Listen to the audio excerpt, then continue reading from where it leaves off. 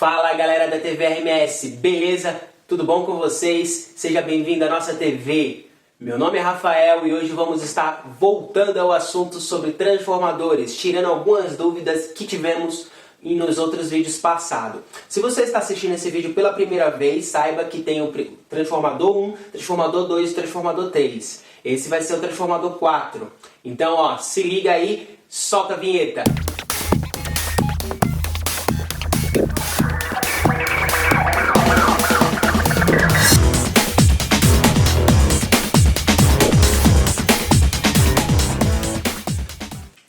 Fala galera, então hoje vamos voltar ao assunto de transformadores, mas antes ó, deixe seu like aqui e já se inscreve no nosso canal, clica no sino porque assim você sabe quando tem novos vídeos, certo?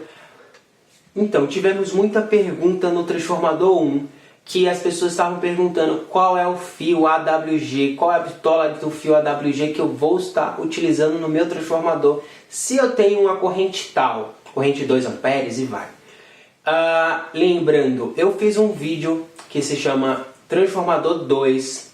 Neste vídeo eu estou explicando melhor sobre isso e esse vídeo é para tirar a dúvida do segundo vídeo já.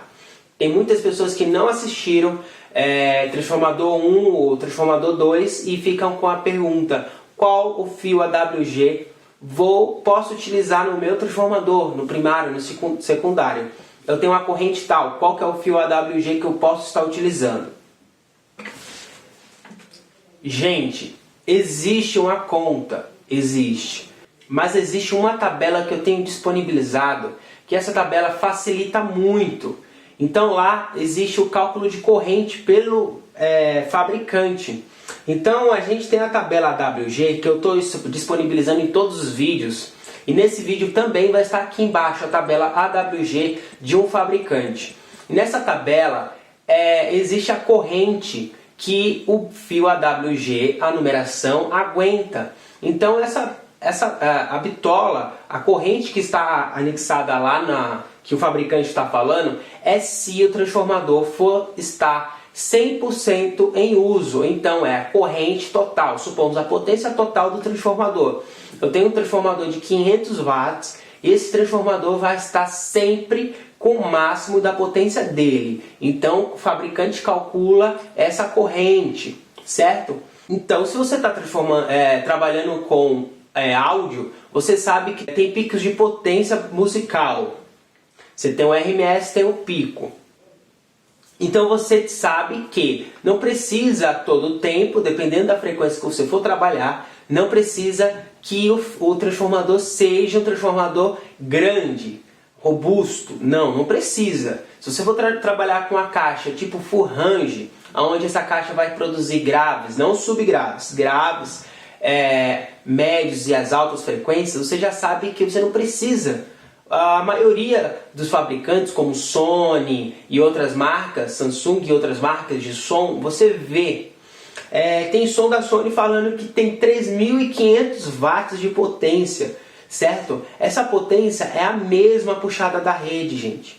Então se você tem um som e você chega lá, atrás das especificações técnicas do fabricante, o fabricante está falando, tem 3.000 watts RMS de potência esse som. Você chega lá, está falando que tem 1.000 de potência de consumo, você já sabe que a potência que ele está falando não condiz com a potência de consumo, certo? E isso sim seria, eu tenho 1.000 watts e o 1.000 watts eu recebo esses 1.000 watts RMS.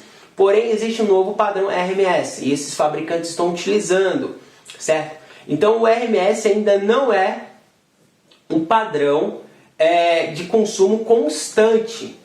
Então as normas da AS elas já mudaram algumas coisas. Então tem que ficar ligado. Então você que está fazendo o seu amplificador, o que for fazer com sua fonte, você sabe que você não precisa de uma corrente constante.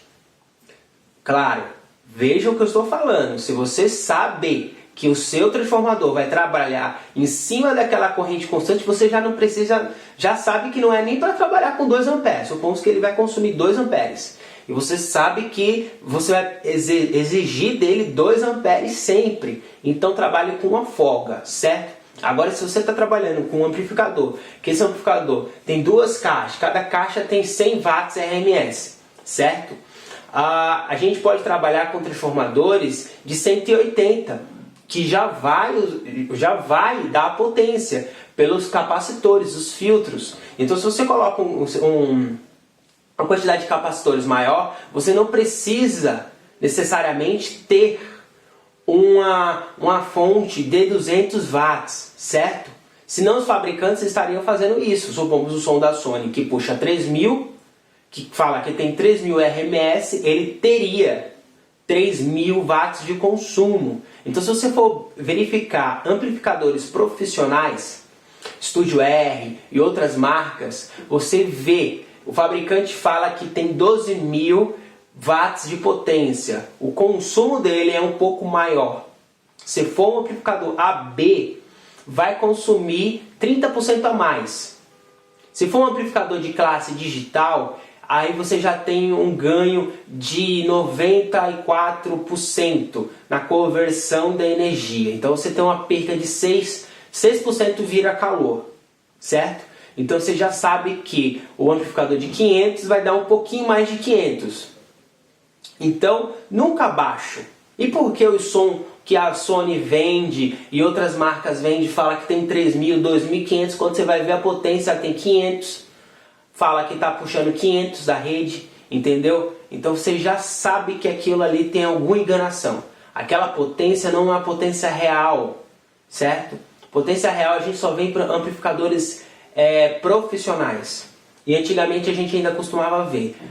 Antigamente se falava muito da PMPO, que já não se usa mais PMPO, mas existe a potência de pico. Então a potência de pico ela chega sim, batidas de 3.000 watts de potência, sendo que você tenha uma fonte gerando ali 1.500, 1.400. Você chega. Voltando aqui. Então temos a nossa tabela AWG, que você já sabe mais ou menos como utilizar essa tabela. Se você você sabe que vai utilizar 2 amperes, vai lá na corrente, vai lá na tabela e procure algo em torno disso. Pode ser de 1.8 ou um pouco mais. Abaixo de 1.8 já não indico. A mesma coisa com qualquer potência, certo? Mas dá para diminuir muito o nosso transformador. Eu tive uma pergunta aqui do Adriano Martins, que ele está perguntando, ele começou perguntando, a gente concluiu as dúvidas dele, mas eu vou estar colocando no vídeo porque caso seja alguma dúvida de outra pessoa. Ele tinha uma máquina de solda e essa máquina de solda, o primário dela queimou, certo? E qual que era a dúvida dele? A máquina ela estava trabalhando com fio de alumínio, certo? E ele substituiu pelo fio de cobre. O fio de alumínio ele esquenta mais, pelo que eu pesquisei aqui na internet. Eu não utilizo fio de alumínio, só fio de cobre. Então a minha experiência é com fio de cobre. Então vamos lá, a dúvida dele era: quantas voltas eu vou dar no meu transformador? Ele descobriu que o transformador dele estava utilizando 2,5 voltas por volt. É só calcular agora a voltagem da rede. Lembrando, eu não sei como queimou essa máquina de solda dele, mas a nossa rede ela tem uma tolerância mais e menor. Então vamos falar assim, ela vai até 127 volts e até menos, 105 volts, depende da região. Tem região que é horrível a energia, dependendo da chuva, tempo ruim, e tem hora que a energia é alta pra caramba. Então vai estar lá em 128, 129, até 129 eu já peguei. Então você tem que calcular essa folga. Lembrando, calcule sempre uma folga. Então você vai calcular para 125 volts. Então eu tenho 2,5 volts por volta vezes a tensão da rede que eu vou utilizar. Se é 110, vamos colocar 125 volts. Então você vai fazer 125 vezes 2,5, ok? E aí você vai ter a tensão para 110 volts, correto? E aí se tiver o pico na rede, o primário vai aguentar bem a máquina não vai queimar, ok? E se eu tiver, no caso, eu posso trabalhar no 220, que é melhor, uma corrente mais baixa, e eu consigo ter uma folga bem legal. Vamos pensar junto.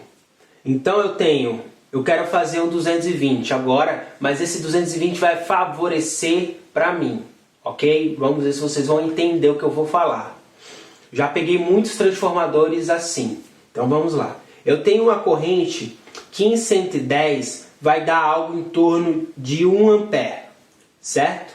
Vai dar algo em torno de 1 ampere. Então eu tenho a AWG de 20, certo? Então vamos lá. Então em 110 ele vai consumir 1 ampere no primário, ok? Vamos falar que no secundário vai consumir metade. Então a gente já sabe que para 220 a gente precisava de um fio AWG de algo em torno de 24, a bitola de 24. Então o fio para 220 seria de 24 e o fio para 110 seria o de 20. Eu posso utilizar tanto todas as voltas, eu posso utilizar em todas as voltas uma única bitola. E qual que seria essa bitola? Nada mais do que a bitola 24. Só que eu vou estar usando em 110 ela duplicada. Então eu vou enrolar de uma maneira que quando eu for passar para 110, a volta 1 e volta 2 vão estar ligadas. Então, ó, 110 é isso daqui e 220 seria isso daqui, certo? Quando eu for utilizar em 110, eu vou usar essa parte aqui junto com essa. Então eu tenho um ganho de potência.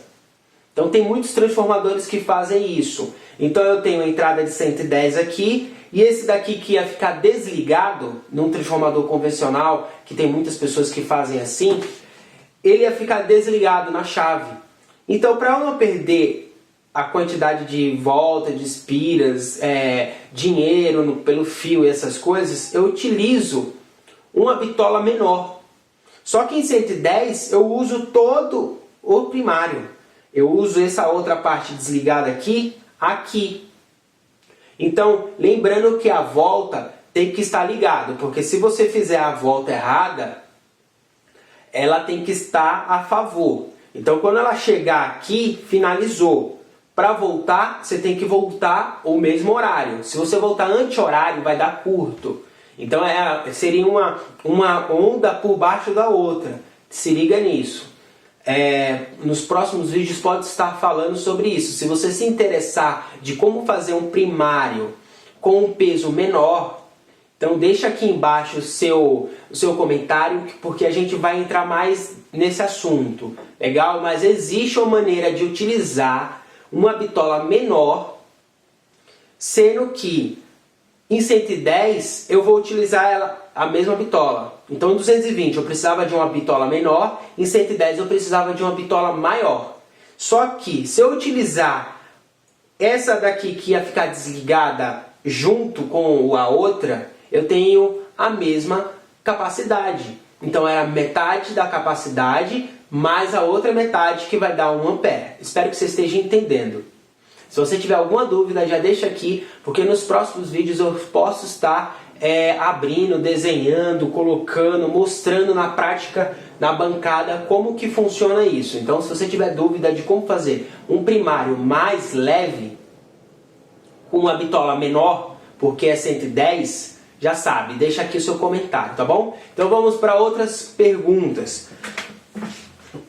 A pergunta também dele era a seguinte: o transformador ele costuma esquentar sim, é normal de um transformador esquentar, porque está existindo um atrito entre as peças, e esse atrito gera calor, mesmo que esse transformador tenha sido banhado, ok?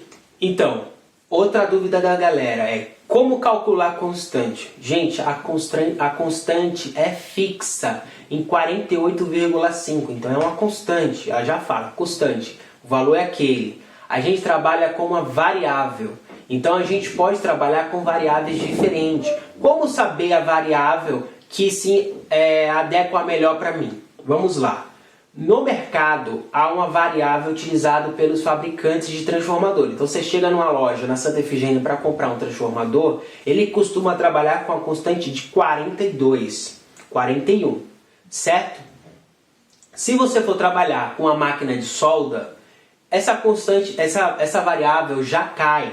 Então, tem máquina de solda que tem uma variável bem abaixo. Vai depender da utilidade. Lembrando que vai depender da utilidade. Eu não trabalho com máquina de solda, mas tem um cara na internet que sabe muito de máquina de solda. Tem uns vídeos muito legais. Eu acho que você já deve ter visto ele. Mas eu vou estar colocando aqui, vou estar falando aqui, o nome dele é o Dantes Alves de Santana. Então você escreve lá no YouTube lá, Dantes Alves de Santana, ok? E ele fala sobre máquinas de solda.